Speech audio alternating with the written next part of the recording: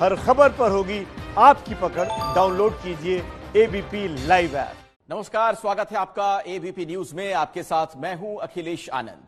आगे पंकज का पंच में बात करेंगे नेपाल से आ रहे पानी वाले खतरे की। बिहार में पिछले 2 दिनों से जोरदार बारिश हो रही है और आने वाले 2-3 दिनों में वो अपना रंग और दिखाने वाली है। ये बात बिहार के साथ साथ केंद्र के लिए चिंता बढ़ाने वाली है, क्योंकि बारिश के बाद बिहार और यूपी में बाढ़ का खतरा हो सकता है। और इसमें सबसे बड़ी टेंशन दे रहा है नेपाल, क्योंकि वो इस बारिश के साथ बाढ़ की साजिश भी रच रहा है। यही नहीं, आज तो नेपाली पीएम केपी शर्मा ओली ने यहां तक कह दिया कि भारत उनकी सरकार गिराने की कोशिशों में लगा है। तो इस बार पंकज के पंच में कहानी बाढ़, बारिश और नेपाली साजिश की।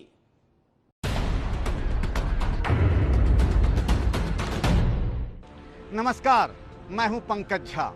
भारत जब से आजाद हुआ है, पाकिस्तान ने उसे सिर्फ खून के आंसू ही रुलाए हैं। बीच बीच में चीन ने भी भारत की पीठ में खंजर घोंपा और सरहद को लाल किया है। पिछले कुछ दिनों से गलवान घाटी और हमारे पड़ोस में चीन धोखेबाजी की नई कहानी लिख रहा है। ऐसा लगता है कि चीन की चालाकी में फंसकर हमारे पड़ोस में एक दूसरा पाकिस्तान पैदा होने वाला है।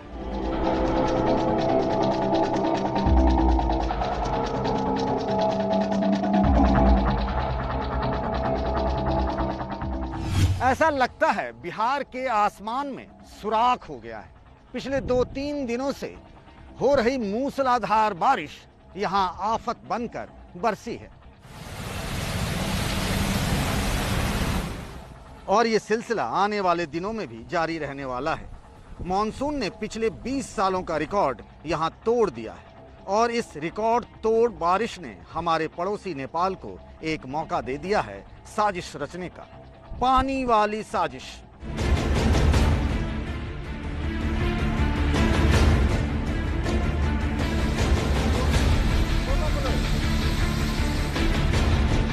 नेपाल के साजिशों की लिस्ट में ये नई किस्त है। उत्तराखंड के काला पानी और लिपुलेख को उसने चीन के उकसाने पर अपनी जमीन बताया। पहली बार उसने भारतीय सीमा पर सेना लगाई। हिंदी पर बैन लगाने की तैयारी हो रही है और गोरखों से भारतीय फौज छोड़ने की अपील की जा रही है। और अब तो बांध के मरम्मत के काम को रोककर और पानी को कंट्रोल करने से मना कर नेपाल हिंदुस्तान में बाढ़ लाना चाहता है। नदियां दायरे में बहती हैं। दायरा तोड़ने के लिए उसकी लहरें किनारे पर जब करवट लेती हैं तो सैलाब आ जाता है। नेपाल से निकलने वाली कई नदियां बिहार में बाढ़ की न जाने कितनी बार वजह बनी है। लेकिन इस बार नदियों से पहले नेपाल खुद दोस्ती का दायरा तोड़ना चाहता है। वो एक सोची समझी रणनीति के तहत बिहार में बाढ़ लाना चाहता है। नेपाल साइड में 18वां गेट, उस गेट पर नेपाल सरकार ने बैरियर लगा दिया। अब बैरियर लगाने से जो हमारे इंजीनियर का, मजदूर का, फ्लड फाइटिंग के मटेरियल का सारा मूवमेंट बंद हो गया और हम लोग रिपेयर नहीं कर पाए, मॉनिटर नहीं कर पाए उस बात को। तब तो पूरा का पूरा नॉर्थ बिहार खतरे में पड़ जाएगा।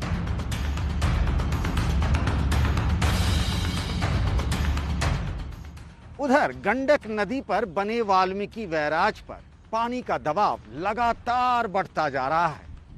बाढ़ से बचने के लिए बांध के मरम्मत का काम बेहद जरूरी है। गंडक नदी पर बने वाल्मीकि बैराज पर 36 में से 18 फाटक नेपाल की तरफ है। अगर वो पानी को कंट्रोल करने के लिए दुरुस्त नहीं होंगे तो बिहार के साथ साथ यूपी के भी कई जिले भयानक बाढ़ की चपेट में आ जाएंगे। बाढ़ के पानी ने गोपालगंज में अभी से अपना घर बना लिया है।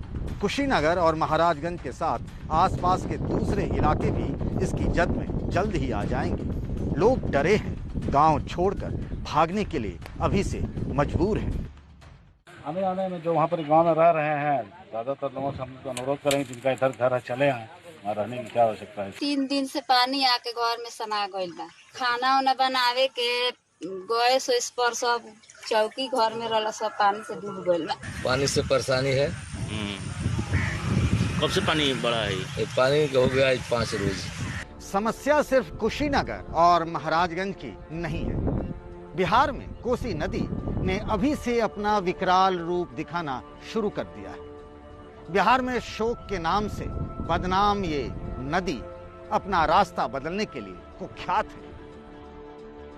इसकी चपेट में आकर कटिहार, सुपौल, सहरसा, मधेपुरा और पूर्णिया जैसे जिले कई बार तबाही झेल चुके हैं। इस बार भी बांध पर पानी कंट्रोल आने में आनाकानी कर रहा है, लिहाजा इन इलाकों में बाढ़ के विकराल होने का डर लोगों को सताने लगा है।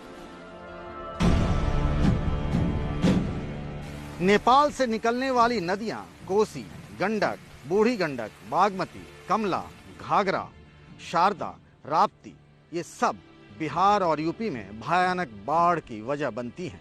उधर ब्रह्मपुत्र, लोहित और दिबांग 3 ऐसी नदियां हैं जिसके जरिए साजिश कर चीन भारत में बाढ़ लाने का प्रपंच रचता है। असल में जब बारिश जोरदार होती है और नदी में पानी भरता है तो नेपाल और चीन दोनों अपने यहाँ बांध के दरवाजे खोल देता है, जिससे इन नदियों का पानी हिंदुस्तान में सैलाब बनकर तबाही मचाने आ जाता है।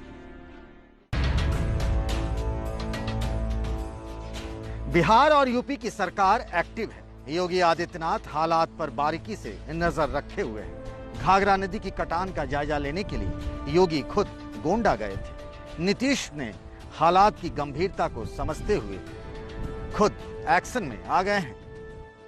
कहते हैं कि मुसीबत कितनी ही बड़ी क्यों ना हो, अगर कोई हाथ थामने वाला हो तो फिर विपत्ति टकरा कर चली जाती है। लेकिन अफसोस की बात यह है कि भारत से बेटी रोटी का रिश्ता रखने वाले नेपाल ने अब भारत से ही हाथ झटककर चीन का दामन थाम लिया है और इस सब के पीछे वहां की कुर्सी का खेल है।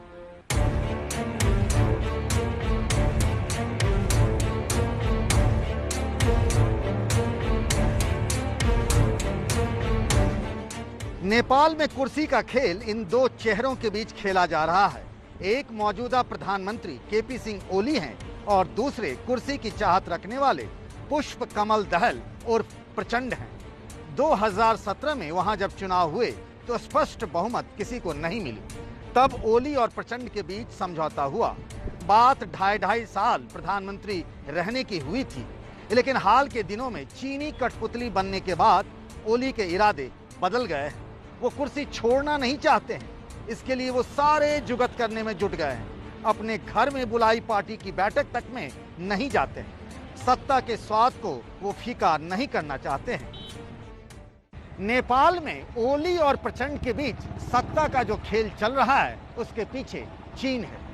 चीन को खुश करने के लिए ओली सारे काम कर रहे हैं, लेकिन नेपाल की सत्ता समीकरण अभी अनिश्चित है। नाराज प्रचंड अगर समर्थन वापस ले लेते हैं तो ओली सरकार खतरे में पड़ सकती है। वैसे भी पिछले 10 सालों में वहां 10 प्रधानमंत्री बदले जा चुके हैं। ऐसे में मौजूदा हालात में ऊंट कब करवट बदल ले कोई नहीं जानता।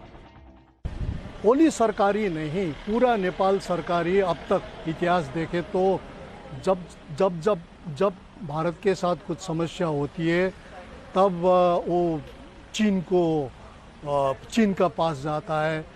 लेकिन देखिए, मैं नहीं मानता हूँ कि चीन नेपाल में एक ज़बरदस्त शक्ति बन के आया है। नेपाल चीन का संबंध को भारत नेपाल का संबंध से आप जोड़ ही नहीं सकते। अभी तक जो भारत से महिलाएं नेपालियों से शादी करती थीं तो इन महिलाओं को तुरंत नेपाली नागरिकता मिल जाती थी। अब जो विधेयक लाया जा रहा है उसके अंतर्गत ऐसी महिलाओं को 7 साल तक इंतजार करना पड़ेगा। तो मुझे लगता है कि इस तरह के प्रावधान से जो रोटी बेटी का रिश्ता जो है, क्रॉस बॉर्डर हमारा जो रिलेशनशिप है, उसमें काफ़ी दरार आएगी। तो हम लोगों को अपनी नीति इन चीज़ों को मद्देनजर रख के बनानी पड़ेगी। नेपाल की राजनीति से मुझे यूपी याद आता है। उत्तर प्रदेश की राजनीति का पिछले 2 दशकों से मैं गवाह रहा हूं। मायावती जब पहली बार बीजेपी के समर्थन से मुख्यमंत्री बनी थी तब शर्त था 50-50 का, यानी पहले 2.5 साल मायावती और फिर बीजेपी। लेकिन मायावती ने शर्त नहीं मानी और सरकार गिर गई। अगर ऐसा ही नेपाल में होता है तो क्या भारत प्रचंड पर भरोसा कर सकता है?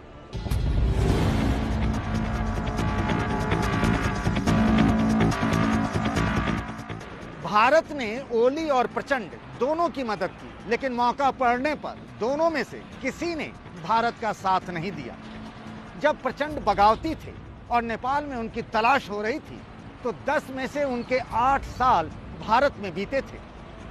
2005 में भारत ने माओवादियों और सरकार के बीच समझौता कराने में भी अहम भूमिका निभाई, लेकिन इसके बाद 2008 में जब वो प्रधानमंत्री बने तो अपनी पहली विदेश यात्रा के लिए भारत की जगह चीन को चुन लिया।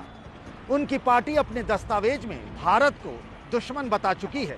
वो पशुपतिनाथ मंदिर में भारतीय पुरोहितों को हटाकर नेपाली पुरोहित रखने की कोशिश कर चुके हैं।